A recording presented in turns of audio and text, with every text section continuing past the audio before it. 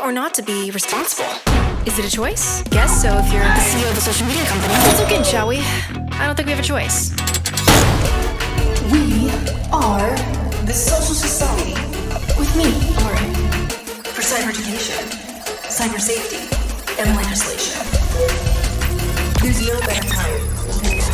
Hello, my social society individuals. Welcome back to the main focus of our project, social safety in the online world. We all understand SIP, social identity persona, parasocial sequencing, SSOA, cyberbullying, doxing, threats, etc., and much, much more. But now let's talk about the leaders of the social media world. Here we go again. Honestly, Blip, I don't think you're listening. No, I'm agreeing with you. I'm just scared. Oh, understandable. Don't worry, I think we've hit our maximum for heavy topics. Is responsibility a choice or a have to be? Why is that a question? I know. Social media companies work in a certain system. They are companies after all. There's a hierarchical system. Let's use kitchen play, like a kitchen bakery ship, to describe how social media companies work. It's a lot more colorful than just stating it's a company. Also, do note that CEOs are not the main bakery ship driver. They also have a boss, the top chefs, shareholders. The shareholders are basically the Chef Ramsays in this situation. The shareholders practically fund the company by keeping the belief that the stocks of the company are worth investing in or worth believing in. Basically stating their cakes are immaculate, you should definitely get into this before others do, and it's too expensive to buy it anymore. Now, short economic teaching lesson. Stocks are how much of the company that you own. We call it stocks because originally the word was meant for supplies, like livestock. And it wasn't until the 1600s when English traders and investors began to use the word stocks in business affairs rather than just livestock. Quick lesson.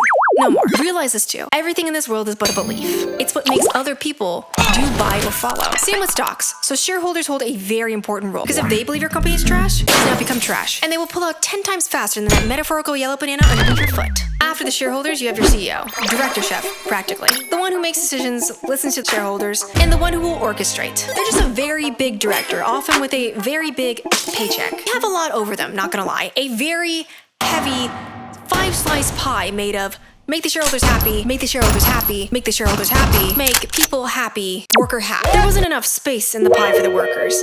A horrible recipe for a big pie fight, in my opinion. Wrong person, speed run, because this gets long and we don't have all day to talk about social media companies. Some of us have better things to do, like make better pies. We have the CTO, CMO, COO, and CIO. These are what you call C-level managers, or high level, basically main directors. Then underneath them, you have managers, employees, freelancers, and the internal cafes. But of all these individuals, who is the one that's mainly responsible for when something goes wrong on their social media app? Who should be the one to blame, in a legal standpoint? I mean, when pornography, death threats, sex trafficking, and other heinous crimes are pipelined through their app, and there's no one to call, who should be blamed?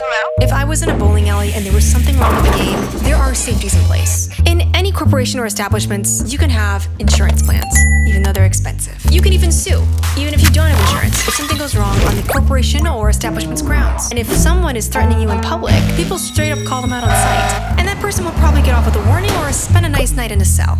Most of the time. But on the online world, these companies cry wolf and claim that free speech is being invaded. Yes, there is a double-edged sword when you consider censoring and etc. But there are ways to mitigate it. There are nuances. But then there's also understanding that these problems are much too bad to overlook. Have they ever tried or understand what it's like to be in the user's shoes? They don't have to comment. And saying sorry is a problem. Remember that. They don't do that because saying sorry means you're accountable, that you did do something wrong. Even though it is on their grounds or their platform, but you know, what do we know? I'm just stating the obvious. But let me slice you a bit of my knowledge pie for you. The most important thing in the world is food. People own orange companies, water companies, food companies, snack companies, and if anything goes wrong, they are held accountable. But why not social media companies? More so is because of the power they hold, the power of voice, the power of being seen. They have control of the masses at an influential level, an international level. In psychology, putting the blame on the victim redirects the narrative and almost never openly puts the blame on the narcissist or the person in the wrongdoing. Because people don't have definitive evidential data in their background memory for accusation. It's just assumptions at this point. The state a company did something wrong is you're assuming. On what grounds? So much mental gymnastics. They never stated or apologized, so you should just gloss it over and stop accusing. Forget about it. It's almost narcissistic because it is. And they don't sell real tangible products either. They sell the ground that you walk on. The metaphysical one, but they claim it's not the grounds at all. But when you do something they don't like, then it's their grounds again. Don't overstep. This curvy, twisty, rage, responsibility bait brain is what causes legislation to have no idea of what social media is or how to implement anything on it. As a test bunny researcher and plaything, I can tell you, the way that these social media companies run social media has real consequences. And they should too. Children should be protected, but telling them to stay off the web or giving them little reminders of when to get off the web is not gonna work. It's not gonna protect them. Sorry. It's like saying, look away, and since you don't see it, it won't happen. No. Even teens, young adults, seniors, everyone experiences this. No one's looking away anymore. Instead, let's fix the problem. Right. I'm sorry. You were right. Social media really is a lot different than I expected. No worries, Blip. We're all learning together. And we, the Social Society, have a plan to even further protect lives from these narcissistic games. It's not funny, it's not cute, and it's not okay. So say Luna, and hello. We are the Social Society for cyber safety, cyber education, and cyber legislation.